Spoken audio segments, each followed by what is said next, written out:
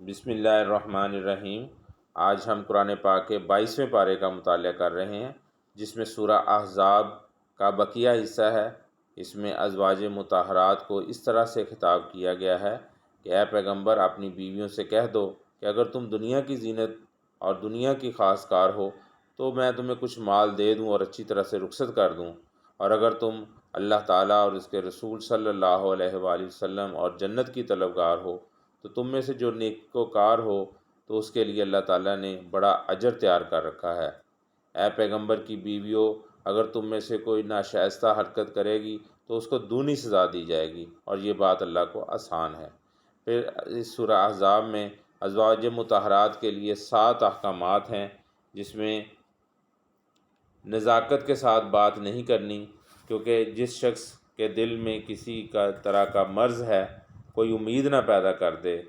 اور دستور کے مطابق بات کیا کرو۔ نمبر 2، بلا ضرورت گھر سے نہ نکلا کرو۔ نمبر 3، زمانہ جاہلیت کی خواتین کی طرح اپنی زینت اور ستر کا اظہار کرتے ہوئے باہر نہ نکلیں۔ نماز کی پابندی کریں، زکوٰۃ ادا کریں، اللہ تعالیٰ اور اس کے رسول کی اطاعت کریں، اور قرآن پاک کی تلاوت اور احادیث کا مذاکرہ کیا کریں۔ پھر اس کے بعد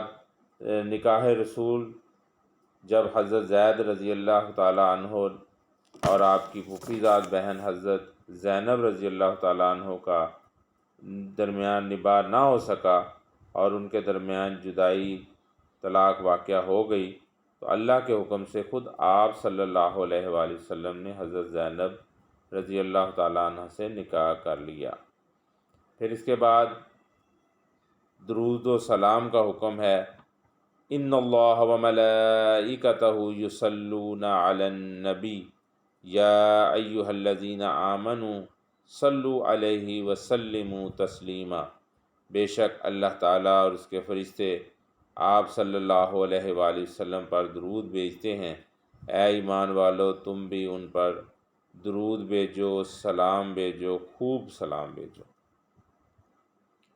پھر اس کے بعد سورہ سبا ہے، جس میں حضرت داؤد علیہ السلام اور حضرت سلیمان علیہ السلام کا واقعہ ہے کہ اللہ تعالیٰ نے حضرت داؤد علیہ السلام کو بادشاہی دی، اور ان کے ہاتھ میں لوہا جو ہے وہ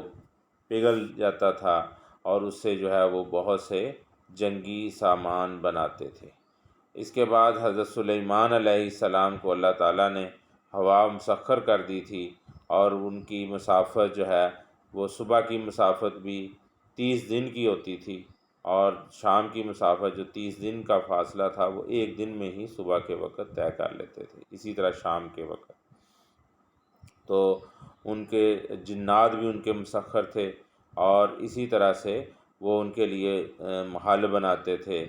جب آپ کا وصال ہوا تو اس وقت آپ جو ہے وہ عصا کے سہارے کھڑے تھے، اور جنات کو پتہ بھی نہ چلا، اور جب دیمک نے اس عصا کو جو ہے وہ چاٹ لیا اور عصا جو ہے ٹوٹ گیا اور آپ زمین پر آئے، تو اس طرح سے جو ہے وہ اللہ تعالیٰ نے جو ہے وہ یہ اس طرح سے حضرت سلیمان علیہ السلام جو ہے ان کے جو ہے وہ جنات اپنے کام میں لگے رہے، اور وہ کہتے تھے کہ ہمیں پتہ ہی نہ چل سکا۔ اس کے بعد جو ہے وہ حضرت اہل سبا کے غرور اور تکبر کا واقعہ ہے کہ اللہ تعالیٰ نے ان کو 2 باغ دیے تھے، لیکن انہوں نے ناشکری کی، اور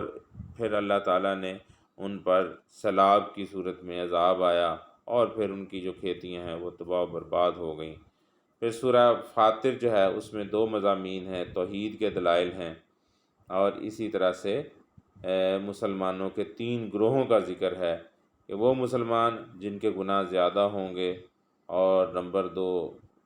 جن کی نیکیاں اور گناہ برابر ہوں گے، اور اسی طرح سے نیکیاں زیادہ تیسرے گروہ میں جن کی نیکیاں زیادہ ہوں گی، اور یہی کامیاب ہیں۔ پھر اس کے بعد سورہ یاسین کا آغاز ہے، جس کی ابتدائی حصے میں 2 باتیں ہیں، رسالت اور قریش کی مذمت، جس میں اللہ تعالیٰ نے ان کو کہا کہ یہ قریش جو ہیں ان کے گردنوں میں طوق ہیں، ان کو آپ نصیحت کریں یا نہ کریں یہ برابر ہے، یہ ایمان لانے والے نہیں ہیں۔ اللہ تعالیٰ سے دعا ہے کہ اللہ تعالیٰ ہمیں قرآن پاک کو سمجھنے اور اس پر عمل کرنے کی توفیق عطا فرمائے۔ وما علینا الا البلاغ المبین۔